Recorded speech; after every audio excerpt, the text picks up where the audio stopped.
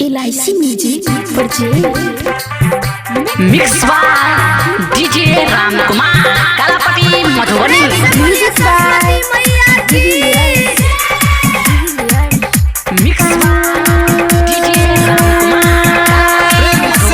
बिना वाली मैया की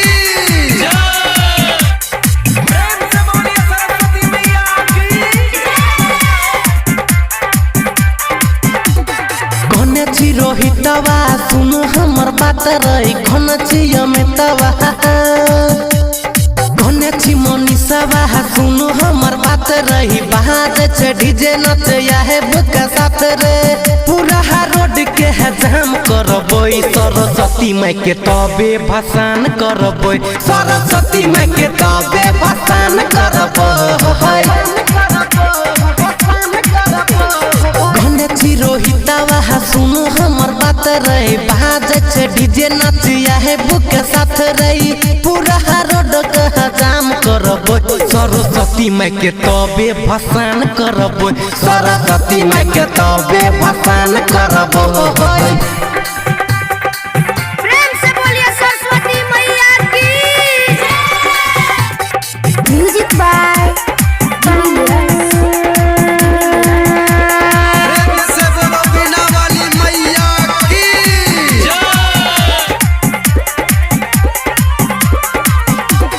सब छोरा देखी छही पी के फ्लाइट रे डीजे के डी पर पजोर दही लाइट रे धीरे धीरे जल दही धीरे धीरे जल दही भोले हटे नाइट रे बेसी जे बोले छहु दही ओने साइट रे नाचत नाचत पूरा शाम करबोई बिना वाली के तबे भसान करबोई शारदे मैया के हे तबे भसान करबोई सरस्वती माई के तबे भसान करबोई बिना वाली के हे तबे भसान करबोई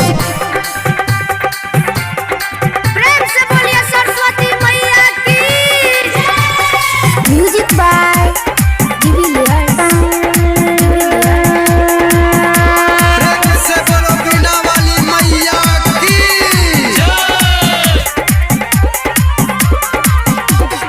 राजू रंजन के बाजे दही गाना फोड़ देब ओकरा दे करतो जे महाना बीच में जे आबै छ बीच में जे आबै छ कोर दही काट रे जियो ऑपरेटर रहा संतो सम्राट रे भोले भसाबै में है शाम करबै सरस्वती माई के तबे भसान करबै शारदे मैया के हे तबे भसान करबै सरस्वती माई के तबे भसान मिक्स करबै शारदे बाय मैया के डीजे हे तबे रामकुमार भसान कलापति करबै Madhubani LIC music recording studio Triveniganj Supaul.